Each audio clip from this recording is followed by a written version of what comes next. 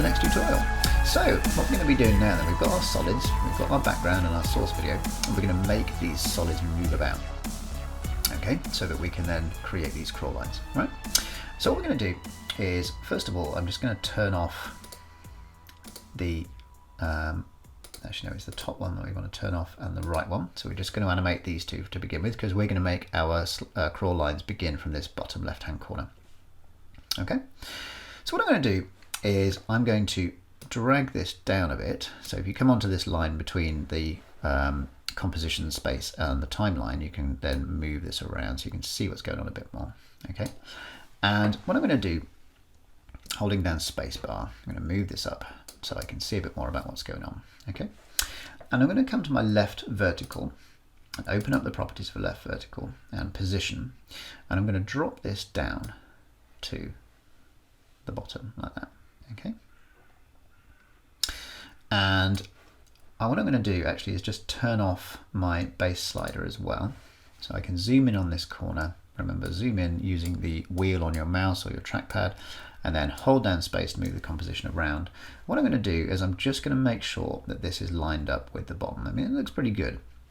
But a little tip is you can just hold down Shift, Command and H on your keyboard, and that then takes away all the lines, so you can say, yep, that's pretty accurate, that's exactly what I want.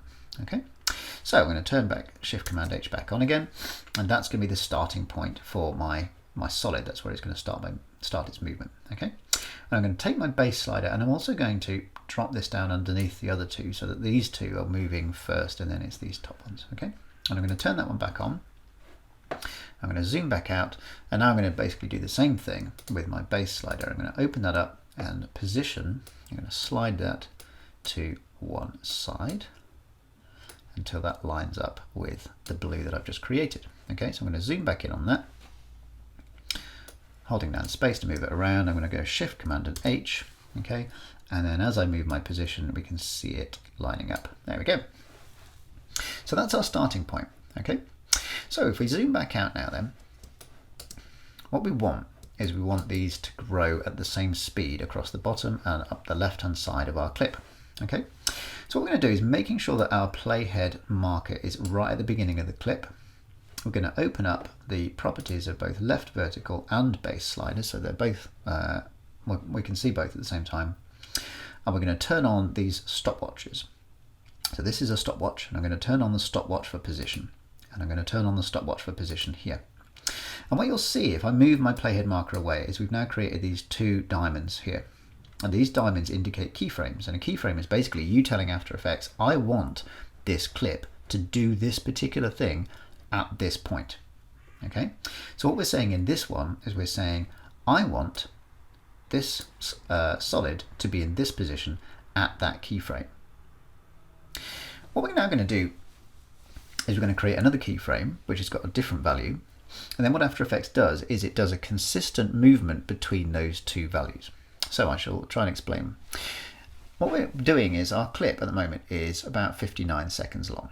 Okay, so we're just going to judge this because obviously 30 seconds would be half of 1 minute, so 59 is going to be like, you know, roughly about there, isn't it? Sort of 29 and a half, something like that.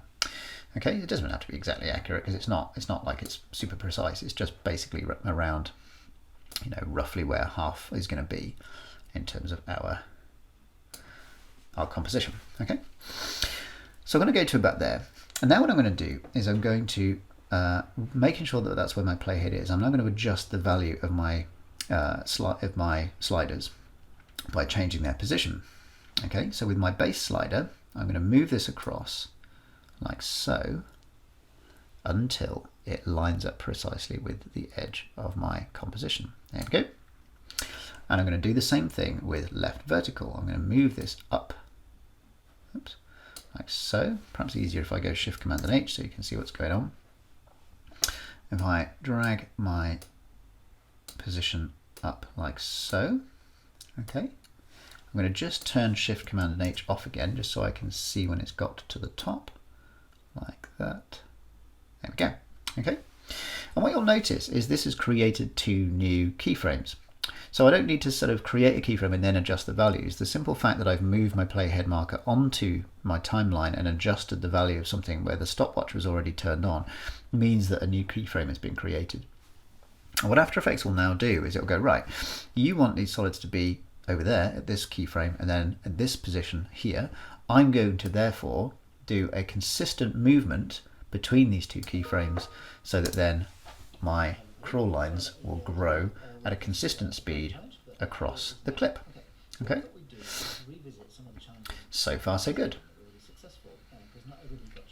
So what you'll find then, of course, is as we get to the end, those stop moving. And this is the point now where we're going to need to bring in the other two sliders that we've created, and then as these stop, then these sliders will then make a start. Okay, so what we're going to do is come to this point now. I'm going to close down the properties for base slider and left vertical for now. I'm going to open up top slider and right vertical. I'm going to turn those on, and of course at the moment they are like that, and I've noticed that my right vertical is slightly off my thing, so I'm just going to move my right vertical in terms of its position just once, like so. There we go, that's better. Okay, so now what I'm going to do is making sure that my playhead marker is in line with the keyframe that I've just created on the others. So I'm going to turn off base slider again. I'm now going to move these two sliders, this top and right one, down to those same positions. Okay, so I'm going to go to position, right vertical, and I'm going to bring that, wrong one, I'm going to bring that down like so, okay, until it lines up with the bottom of the clip like that. Okay, if you want to zoom in on it, you can see what's going on. So I'm going to zoom in on that, and I'm going to just adjust the position of that so that it's spot on like that. There we go. And I'm going to do the same thing, holding down space. I'm going to do the same thing by going to my top slider and moving my position across like so. Okay, like that, and there we go. So now we've got those in position. I can zoom back out, and now making sure that the playhead marker is still in line with that keyframe. Okay, because that keyframe is the point at which the first two sliders finish their movement, that's where we want to begin the next two. Okay, so I'm going to turn that one off, and I'm going to turn the stopwatch on for position for top and right. Now what I'm going to do is I'm going to come to the end of my clip, and I'm going to do the same thing. Okay, so there's the end of my workspace, and I'm now going to move right vertical, and I'm going to bring that back up like so, until it gets to the end like that. Okay, and then I'm going to go to my top slider and move that one across like that until that gets to the end.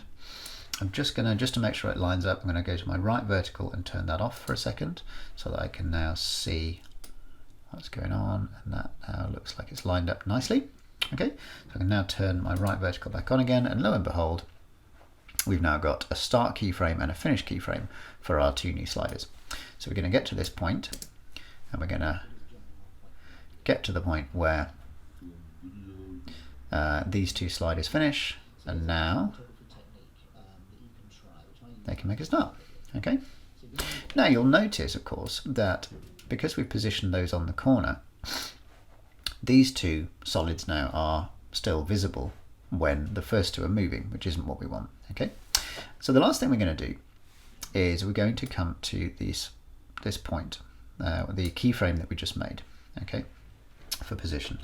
And for this top slider and right vertical, we're also going to do something slightly different. We're going to turn these on when we need them by adjusting the opacity of these. So let me try and explain what opacity is. If we move to here, for example, and I drag my opacity down for top slider, look what's happening. It gradually becomes more and more faint until we can't see it anymore because we're at 0% opacity. Bringing that back in, it will gradually make it more and more opaque until it becomes fully solid. All right. What we're going to do is we're going to come back to this keyframe, like so, and we're going to say this is the keyframe where top and right vertical, so top slider and right vertical are going to be used. So that's when we want them to be at 100% opacity. So I'm going to click on my stopwatch, here to say I want you at 100% there, and I want you at 100% there. And we're going to just go back a single frame. So remember, if your keyboard doesn't have page up and page down keys, hold down Command and just hit the left arrow once, and that's going to move that back one frame. And now we're going to say, up until this keyframe where you're needed, I want you to be at 0% opacity. Okay? And what that then means is now, as our first two sliders are moving along, like so, our top sliders are ready and waiting, but they're also invisible until we need them. Okay? So if I turn this off now, for right vertical, if I turn base slider and left vertical off now, you'll see what happens is when we get to this point, suddenly these two solids will now spring into existence, because we said at this frame we want you to be invisible, at this frame we want you to be at 100% capacity, so there's been no graded movement, just one frame and then the next frame 0 to 100, and now they're nice and solid and now they can move. Okay, so if we now turn these two solids back on again, we can see a nice consistent movement. As we get to the corner, it then starts to grow around the corner, and it will continue until we get to the end of our clip. Okay, so there you are, there's our crawl lines. But we're also going to do something else to this, because we want to save this as a template. Okay, so while this is going to work nicely for this video, other videos might be longer or shorter. We might want to bring in other bits and pieces as well and do different effects and so on and so on. Okay, so what we're going to do finally is we're going to highlight top slider, and holding down Shift, we're going to come down to background and highlight all of those. So our background color and also our four sliders that work around our crawl lines. Okay, we're going to right click on all these and we're going to click pre-compose. Pre-composition, we're going to call this crawl lines. A pre-composition is when you put elements of a composition into another composition, which is like nested inside the original. Sounds complicated? It's actually not that complicated. It's just one of those things to sort of get your head around. Okay, so I'm going to click OK, and then I'll show you what's going on. So now we've got this. Can you see that symbol there is the same as this symbol here? It's basically saying, look, this is a composition now. This isn't just some clips running together. This is now a whole bunch of clips running together in a new composition. And what it means is this composition can also be edited elsewhere. If I double click on crawl lines, look, I now open up a new composition tab, and there's my four sliders, and there's my background. Okay, and this is what's going on with this with our crawl lines. Okay, and I can adjust that separately, and then anything I bring into comp 1, so I can bring in new bits of video, and I can adjust the length of my composition and whatever to suit the new videos. Okay, and anything that I do within crawl lines, I can just go into that composition and I can adjust it. So why is this useful? Well, it just means that you can save this now as a template to bring other things in. But let me also try and explain. What this means is that everything now which is in this composition can be adjusted as though it was a single clip. So let's say, for example, I don't know why you would want to do this, but let's say, for example, I wanted to bring my crawl lines in over a period of time. I could turn on the stopwatch now for opacity, because my composition is operating as a clip, even though it's a composition. And I can drag my opacity down, and then I can come to here and bring my opacity up, for example. Okay, and what that then means is that you can see how now my crawl lines will be fading in, and that's not just affecting one slider, that's affecting the whole thing, because they are all inside this composition. Okay, so as I say, I don't know why you'd want to do that necessarily, but it just means that you can do that sort of thing. You can also add effects to the entire thing. You know, you can turn it into a 3D object, which is what we're going to be doing in future tutorials. So it's really useful that you kind of get your heads around what a pre-composition is. It's basically just another composition nested inside the first one. Okay, so there we are. If you want to then like adjust your template later on, all you need to do is double click on your crawl lines. So you drag that down into your project, and then double click on crawl lines so you get all your bits. And now if you want to adjust these, you can just go, right, okay, for this one I want a black background. So I'm going to click on background, and I click on layer and solid settings, and I'm going to click on this color, and I'm going to say I want a black border this time. Okay, and now let's change that. And let's say I want to change my sliders, so I can change my sliders to a different color. So I can just click on my sliders, holding down Shift to all of them, layer. Oh yeah, no, of course you can't do that individually, can you? You've got to do it like that. Yeah, no, my bad. Right, so solid settings, and I can just adjust my color. Okay, so I can adjust that to being white, for example. You know, so I can adjust this one, layer, solid settings. I can adjust that to be white, you know, and so on and so on.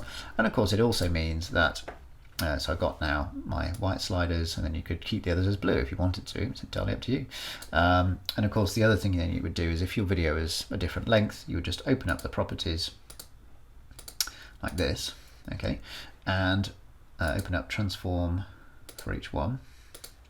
So let's say that if I drag this up so you can see what we're doing. Okay, so let's say that your video was shorter. Let's say it was 56 seconds long, okay, or something like that. Let's say it was 50 seconds long. So your halfway point is going to be 25 seconds, all right? So you're going to move your playhead marker to 25 seconds. It's a simple job. All you need to do is highlight all of these keyframes, then you literally just drag them all to the halfway point the new halfway point that you've created, okay?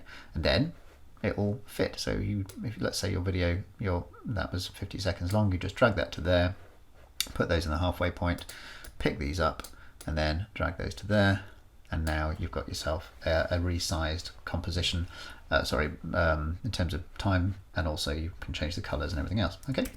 But I'm just going to leave that as it is for now. There we go. Close that down, come back into my first comp, and now there's our crawl lines, okay? And so there's my footage underneath. I can turn that off, so I can see my crawl lines underneath. I can bring in other bits of video, do whatever I want, okay? So that's the crawl lines. Hopefully that's made sense a bit with the stopwatches and altering the position of these, okay? Then the final video, what I'm going to do is just show you how to get footage out of After Effects again, because that's not immediately obvious, okay? And then we'll call it a day, I think. Cool, nice one.